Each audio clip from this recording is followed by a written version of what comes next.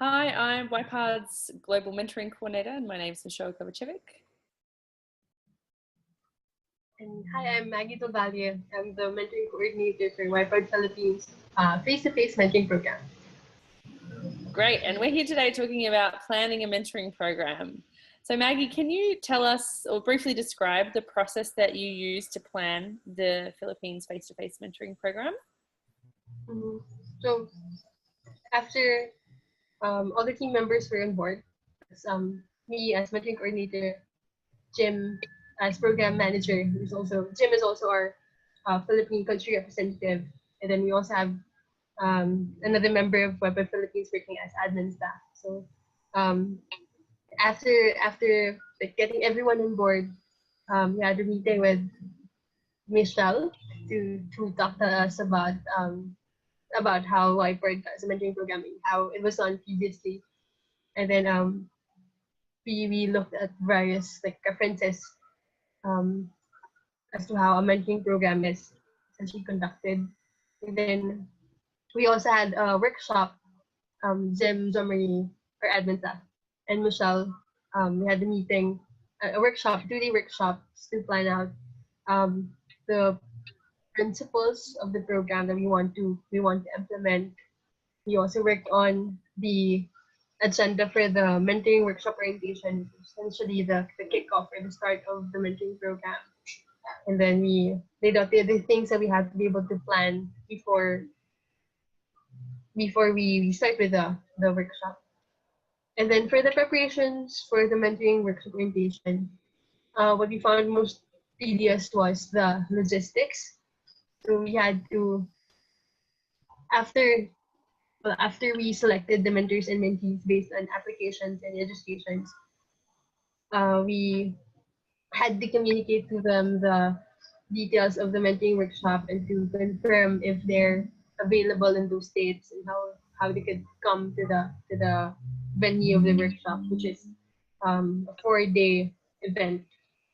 And then so when we got to settle the logistics and the schedules, we also had to prepare for the content of the workshop orientation, had to prepare the materials, and then also the venue and the other things that would be important for the week.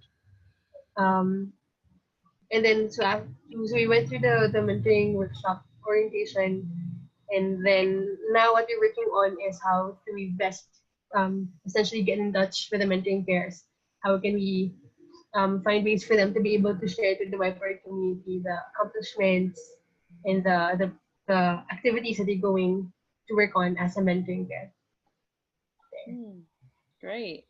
And what aspects of the planning process have you found so far really valuable or important? What's been helpful?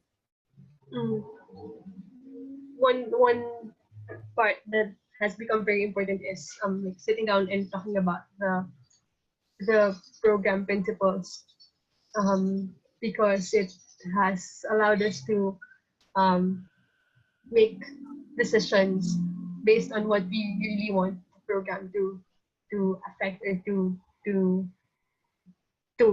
based on how we really want the program to influence the people who are part of it. And I also found it important to sit down with the people who are working on the administrative and financial side of managing the program.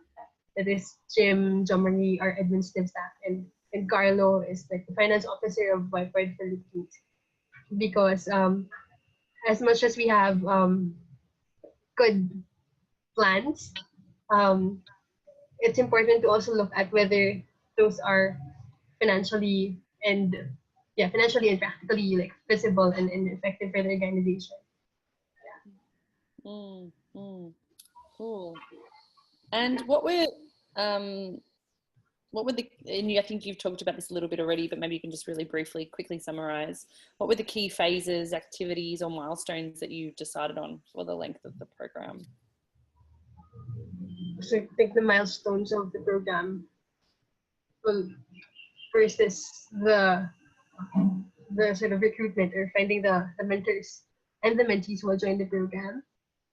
And then the next is settling the logistics of the mentoring workshop orientation so that the mentees and mentors could be informed of that. And then there's preparing the content of the mentoring workshop orientation.